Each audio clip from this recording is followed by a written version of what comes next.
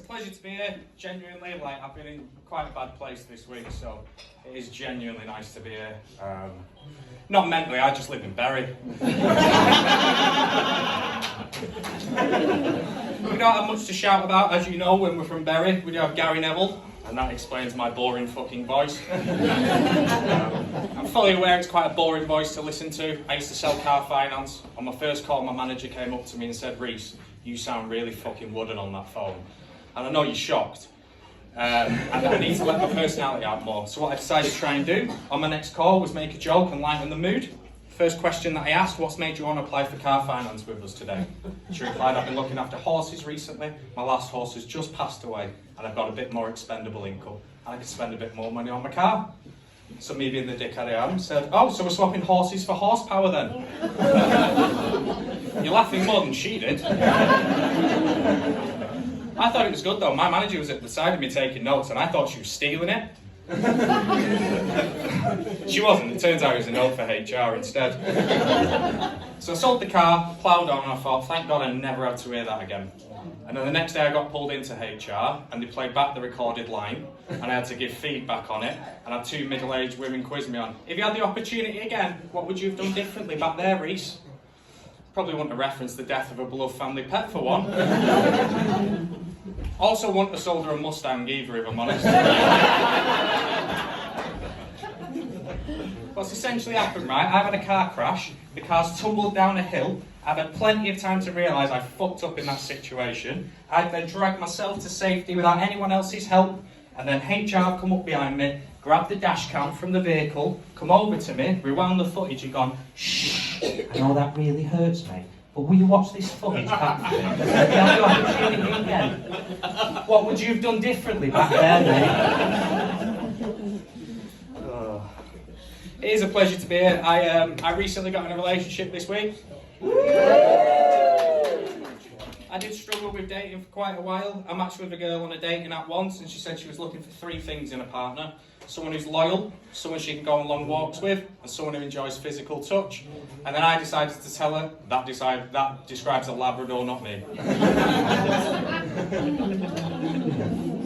I did ask my mates for advice, Paddy in the corner. I always used to ask him, "What should I do, mate? You're in a successful relationship. How do I get one of my own?" And he went, "Trust your gut, mate. Always trust your gut."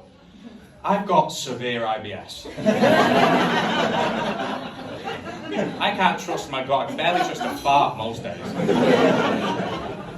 And the thing is, I struggle with modern dating because it's basically just two things. You're basically arranging a date that's never going to happen and sending a text at 8 o'clock every morning. If I wanted to do that, not get a date and time and message someone at 8 o'clock, I'd bang my GP's receptionist.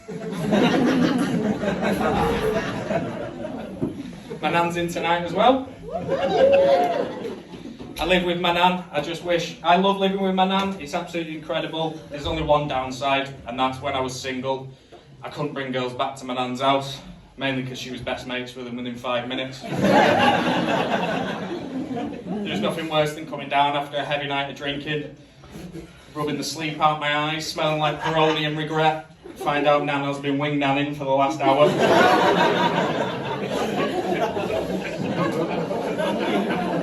She starts filling me in of the CV of the girl I met the night before. "Did you know Rachel was a doctor?" I didn't know she was called fucking Rachel.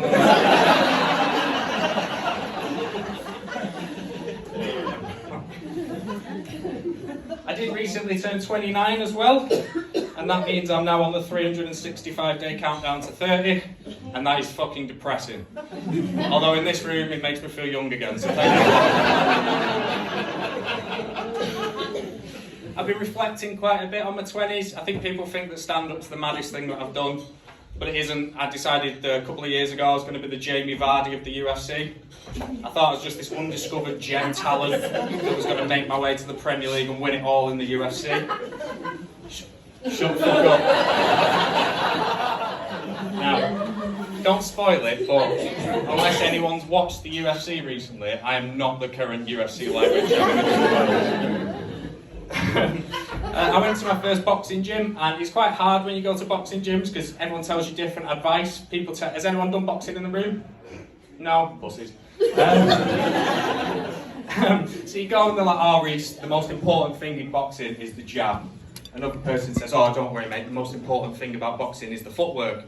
I'll tell you now, the most important thing about boxing is to bring your own gloves. I had to dip into the communal gloves on my first session. It was rank. It smelled like I was back of the queue for Bonnie Blue.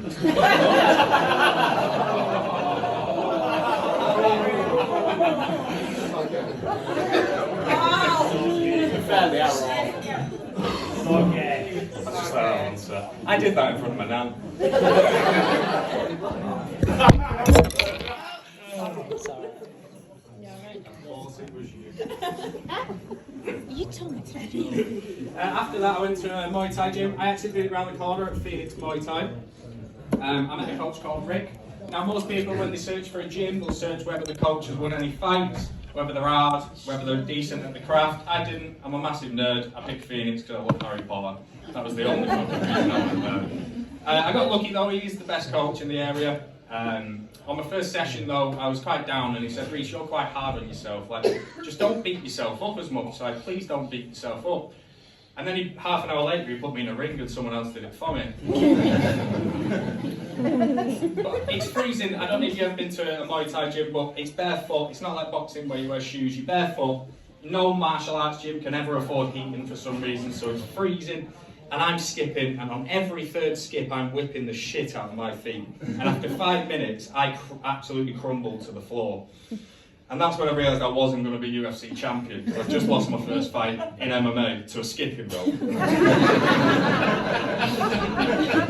But by far, the worst part of the experience was jiu-jitsu. Like, if you don't know what jiu-jitsu is, it's basically two men, half naked, resting on the floor. And this isn't Canal Street, this is in a gym. And on my first session, my coach came up to me and said, "Reece, what you're going to do is, you're going to lie on the floor with your legs in the air. I'm going to crawl on top of you, and that position is called guard." No, it's not, Jamie. That's one missionary. He said, "After that, what I want you to do, mate, is I want you to fight your way out of it, which won't be an issue, I'll be honest. And then what I'm going to do is I'm going to see how you react to certain situations." I said, "No worries."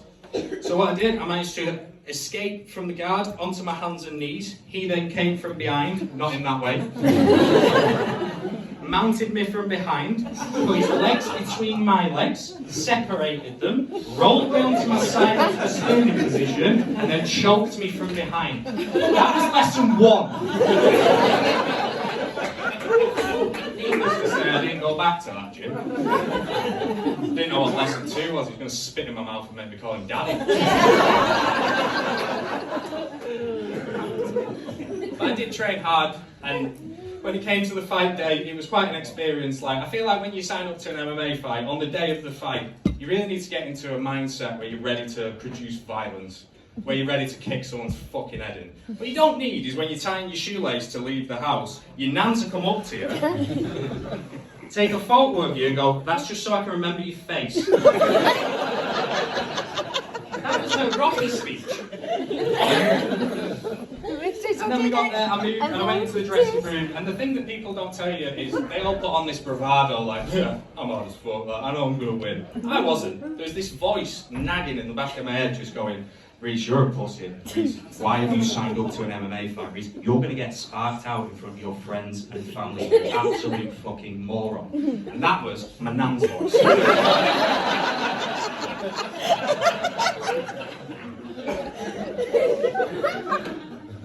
I did have the fight, and Paddy, I beg you, stay fucking quiet when I explain how the fight went. Don't let the truth get in the way of a good story. So I'm having the fight, I walk out, I'm in the cage, and the adrenaline's flowing. We touch gloves, I take one step to the side, and I snap my quadricep, which is a fantastic start to a fight, I'm sure we'll all agree. I then won the round. I won the round. I kicked him, I broke 2 of his ribs, and then in the second round, we touched gloves, we went to the side, and I snapped my ACL. 3.5 minutes my fight lasted, and I'm sure you'll agree, and a couple of other men, 3.5 minutes is a long fucking time.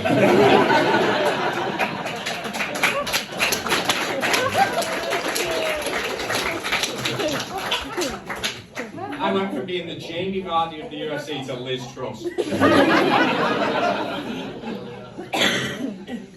The worst part was though, afterwards, the guy I thought was actually pretty sound. It was quite hard to hate him. I think that was why the fight was quite difficult. And we're having the medical afterwards. He's got 2 broken ribs. I've got 1 leg. He just turns to me, and I think he thinks this is going to comfort me somehow. He goes, Reece, just to let you know, mate, you broke 2 of my ribs, and if you'd have carried on for 30 more seconds, I'd have quit. Do you know how that feels? Imagine you just give the best 3.5-minute performance to your missus, and as you're laying there in your sweat thinking, fucking boss that, she turns to you and goes, by the way, Reece, if you carried on for 30 more seconds, I'd have come.